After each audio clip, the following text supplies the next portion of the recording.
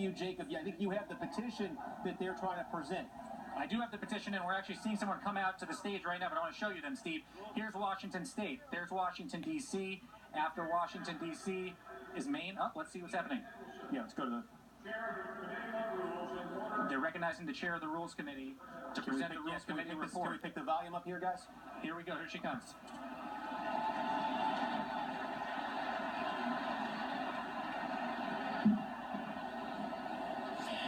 Mr. Chairman, fellow delegates, I offer the following resolution and ask for its immediate consideration. Resolved that the rules as printed and distributed be adopted as the rules for the election and the governing of the Republican National Committee, the rules under which delegates and alternate delegates shall be elected, selected, and allocated, and the rules which serve as the rules of the Republican National Convention. Mr. Chairman and delegates of the convention, the report of the Committee on Rules and Order of Business has been printed and distributed to the delegates. These rules incorporate the changes adopted by the Convention Committee on Rules and Order of Business at our earlier meeting today.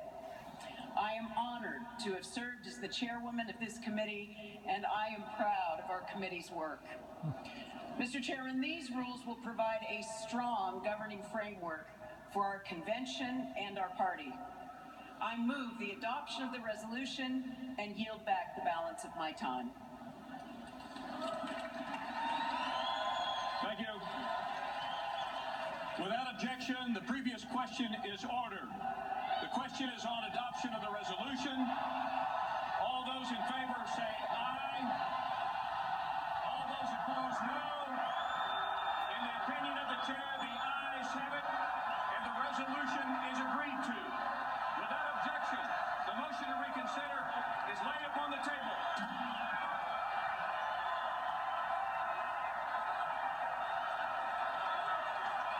The chair now recognizes the delegate from the state of West Virginia. Wow, Steve. Offering a resolution. This is incredible, Steve. They say the ayes have it on a voice vote. They're saying the ayes have it on a voice vote despite the signatures on the petitions that were submitted. What did this delegate say? Immediate consideration. Resolved that the report... They're calling for a roll call vote. Congressman, we're live on MSNBC. What do you have to say? They should give us a roll call vote. I think they're making a motion right now. I am honored to yield to the co-chairs of the committee, Senator John Barrasso, Governor Merrick Garland, and Congresswoman Virginia Fox. I now have the honor of recognizing the chairman of the Platform Committee, United States Senator John Barrasso. So they've moved on, right? They've moved on? Have they moved on? They've moved on, Steve. They are not recognizing the petition. Congressman Buck, what do you have to say? Kendall, what do you have to say? Congressman, we're live on MSNBC. What do you have to say? Go ahead, Kendall. Kendall, leader of the Free the Delegates Stop Trump movement. They've completely ignored the petitions here. Well, are we surprised that they ignored the voice of the people that obviously were screaming and you said, you know, let's keep this going. Go vote! They're continuing to protest here with a call of a roll call vote, Steve. This is unbelievable, especially if the required amount of petitions as required were submitted to the Secretary of the Convention. They're saying they were. They have showed us those petitions. I was in the process of showing you those petitions live on the air when they called for this voice vote, and the chairman at the time said he recognized the voice vote and said that the ayes have it. You heard it yourself. There were a lot of nays, but regardless of whether the ayes or the nays had it, based on the voice vote, they submitted petitions under the rules that were supposed to be recognized, and they were not. And just to tell people here on the left side of your screen what you're seeing, that gentleman at the microphone is walking away now. That's Ken Cuccinelli. Ken Cuccinelli, the former Attorney General from the state of Virginia. He is one of the leaders in the Stop Trump and the Never Trump movement. He was trying to get the attention of the chair from the delegation microphone in Virginia. You see that microphone shut off. He was tapping on it. He was shouting into it. You see in the Colorado delegation here as well. That's right, Steve. Not only that, but Ken Cuccinelli had formed an alliance here with Ken Lugner. Ken Cuccinelli wanted to see at the Rules Committee a set of changes made to the rules of the RNC that would change the primary schedule. Other things that people said were favorable to a Ted Cruz run in 2020. They had made an alliance here to sign these petitions in order to reject the rules as they were accepted at the Rules Committee meeting between the Free the Delegates movement and essentially, for lack of a better term, the Ted Cruz 2020 movement.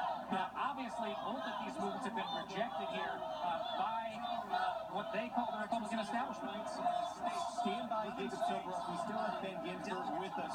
So, Ben, you watch this. You are watching this as it plays out. The question is, what next? Is there any recourse here just in terms of making noise on the convention floor for the Stop Trump forces to force a recorded vote? Well, first of all, there are 24 parliamentarians behind the podium who are dying 1,000 deaths because they know they handled this wrong.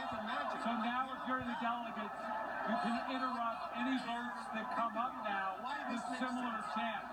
As a procedural matter, their most likely target is to put another name in nomination for vice president. That will be the single loudest protest that they could use. There are several things when the presidential roll call vote comes up. They can again submit petitions asking for a roll call vote during the presidential vote now. So that, in fact, what the chair has done by moving this through and not recognizing the petitions is to give license to any forms of protest. And Steve, it was also noteworthy that Reince Priebus was not in the chair for that vote, not wanting to take the political heat. So, Ben, in the immediate future now, what happens next at this convention? They are going to try to